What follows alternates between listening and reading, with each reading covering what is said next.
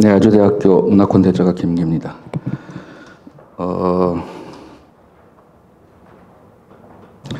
다른 정책도 마찬가지겠지만 특히 산업 정책은 산업 현장과 호흡을 같이 하는 정책은 할 이유가 없을 존재 가치가 사실은 없죠. 오히려 악화시키는 게 더 많은 경향은 역대로 확인할 수가 있습니다.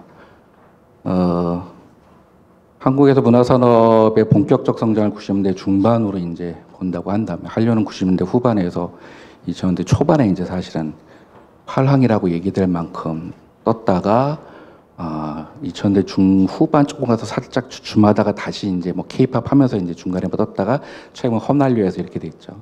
한류라고 이름 붙일 수 있었던 계기는 사실은 물론 정부 지원이 없었던 건 아니지만 사실은 산업 현장이 생존하기 위한 호흡에 대한 노력의 결과가 사실은 굉장히 컸죠. 그리고 이 시장은 무지하게 변동성이 클 뿐만 아니라 빨리 변하기도 하고 다양성이 너무 큽니다.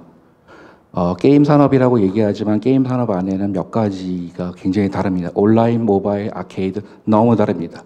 과연 이걸 하나의 게임이라고 불러서 통합적인 정책을 하는 것이 가능할까 싶을 만큼. 연예 산업이라고 우리가 한류의 대표는 연예 산업이죠. 가수하고 배우하고 너무 다릅니다. 교육부터 돈 버는 구조부터 돈을 쓰는 구조까지. 이거를 하나의 틀 안에서 계속 뭔가를 나누겠다고 하는 것이 과연 올바랐던 것인가라는 부분을 좀 생각해야 되지 않을까 싶고요. 아까 산업정책은 산업 현장과 호흡을 같이 해야 되는데 문제는 현장을 그럼 어디로 볼 것이냐죠. 오늘 발표 세 분 발표가 다 현장을 기반으로 해서 발표를 하셨습니다. 현장을 떠나서 한 발표는 없습니다. 다만 그 현장이 어디냐고 구체적으로 우리가 되짚어 봐야 될 부분이 있지 않을까 하는 거죠. 산업 현장 굉장히 큽니다. 그 중에서 도대체 뭘 먼저 할 거고 어디를 가장 중요한 기반으로 삼을 거고 내가 더 성장하고 확산하기 위한 자원을 가져야 될 건 도대체 무엇이며 거기다 어떤 자원이 투자가 될 것이냐 배분할 것이냐 이게 이제 결국에 정책의 핵심이 되겠죠. 이런 부분에 있어서는 조금 다르지 않은가라고 생각이 들고요. 실질적으로 정부 예산 관련해서는 무지하게 많이 증가를 했죠. 지금 코카가 계속 얘기 나오지만 대표적인 지원 기관이니까 코카의 한 1년 예산 거의 3천억 가까이 됩니다. 예, 어마어마합니다, 사실은. 물론 더 해줬으면 좋겠죠, 당연히. 그래도 사실 뭐 다른 거 비교하면 굉장히 어마어마하는데 양쪽으로는 굉장히 성장을 했어요. 코카에서 나오는 데이터를 보게 되면 통계적으로 보면 매년 우리나라 콘텐츠 산업은 지속 성장을 하고 있습니다. 마이너스 된 적이 별로 없습니다. 됐다고 하더라도 뭐 잠깐 어쩌다 한 해 정도 정체되는 잠깐 계속 성장을 하고 있습니다. 뭐가 문제냐? 양으로서 성장을 할 거면 지금처럼 해도 계속 성장할지도 모릅니다. 그런데 왜 우리는 위기감을 갖는가? 그게 정책이 가기 위한 방향이라고 그리고 양적으로 데이터상으로 성장했다고 성장이 높은 것이 실제 성장이 아닐 수 있다고 하는 것들 아니까 이제 위기라고 얘기를 하는 거죠. 그러면 한국의 문화 정책은 뭘 가져가야 될 거냐에 대해서 사실은 굉장히 심각하게 생각을 해봐야겠죠.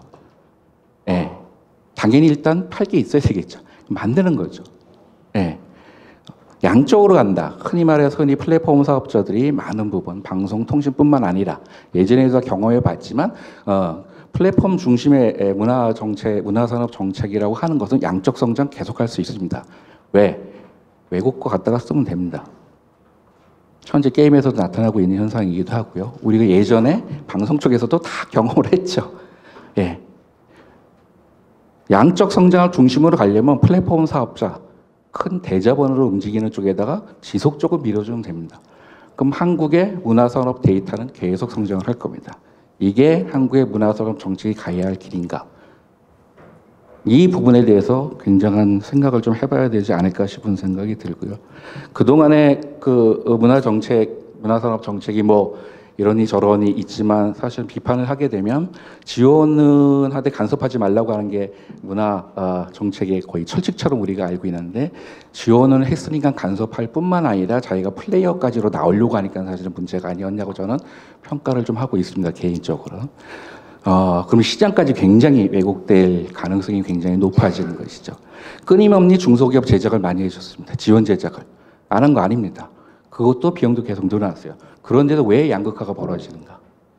이거에 대한 원인과 과정에 대한 검토가 없이 끊임없이 얘기를 해봤자 여전히 계속 지어나면 지금 상태에서는 여전히 양극화할 거예요. 예. 이런 부분에 대한 판단이 우리가 먼저 시작이 돼야지 정책 어떻게 갈 것인가를 좀 볼 수가 있지 않을까 싶고요. 거버넌스 관련해서는 코카에게는 이미 많이 동의가 되는 것 같아요. 기본적으로 원래 코카를 만들었을 때 저는 만들 때보다 사실은 반대했던 사람이긴 한데 첫째의 취지가 정책 기능 강화가 두 번째가 융복합 시대이기 때문에 모여야 된다는 개념이었습니다. 그러면서 본부라든가 구조가 어떻게 기능 중심으로 나눴습니다. 지금 그게 다 하나도 되지 못하고 오히려 구조 자체도 장르로 재편하기 시작하는 것들이 나오고 있죠. 그러니까 융복합 시대라고 해서 이것저것 다 한 군데 모아놓는다고만 효과적인가? OSM 얘기 우리 무지하게 많이 했죠. 가장 대표적으로 얘기했던 닌텐도 가지고 OS 포켓몬 가지고 OSM 얘기 많이 했는데 닌텐도 회사가 포켓몬과 관련된 OSM 력을 다 자산해 가지고 움직였는가? 아니죠. 별도의 위원회를 구성해서 움직였죠. 여러 가지를 생각해 본다면 모인다고 해서 과연 좋은가? 그다음에 크게만 자꾸 하는 것이 물론 어느 경우에는 큰 셈이 필요한 것도 있긴 하죠. 그다음에 콘텐츠하고 플러스 ICT를 얘기를 계속 많이 하시는데 사실은 저는 CT는 이미 문화반에 있죠. 근데 IT는 콘텐츠에 해당하는 건지 서비스에 해당하는 건지 잘 모르겠어요. 오히려 문화부가 지적이 지금 나왔던 거는 그동안 무조건 만드는 쪽에만 지원을 많이 했어요. 맞습니다. 만드는 쪽에만 지원을 많이 했어요. 문화산업을 더 키우고 콘텐츠 사업자들도 더 키우려면 사실은 유통에 대한 부분이 되는데 문화부가 유통 쪽은 관여할 수가 없었어요. 저는 오히려 거버넌스가 가려면 앞으로 문화산업은 차라리 문화부 밑에 IT를 들어오는 게 낫다고 생각을 합니다. 4차 산업혁명도 사실 여러 가지 얘기가 있습니다. 오늘 얘기하신 분들에도 조금씩 차이가 있는 것 같기도 하고 어떤 외국의 유명한 학자는 4차 산업혁명 모르겠다. 3차 산업이라고 하는 정보화 혁명 현장이지 뭐 특별한 게 뭐가 있냐 얘기도 하는데 도대체 4차 산업혁명을 통해서 콘텐츠가 확산된다고 하는데 콘텐츠가 확산되는 거냐 물건이 확산되는 거냐 서비스가 확산되는 거냐 잘 모르겠습니다. 그렇다면 콘텐츠가 확산되도록 했을 때 그럼 그 콘텐츠를 만드는 사람들은 어떤 도움을 갖는가? 얘기는 아무도 안 합니다.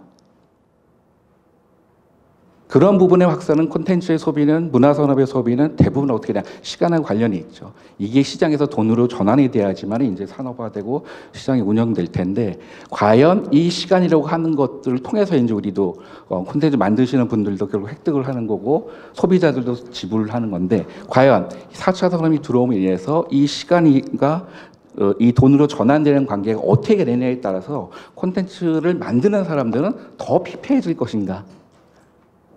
더 확장될 것인가? 혹은 자기 자리를 잡아갈 것인가?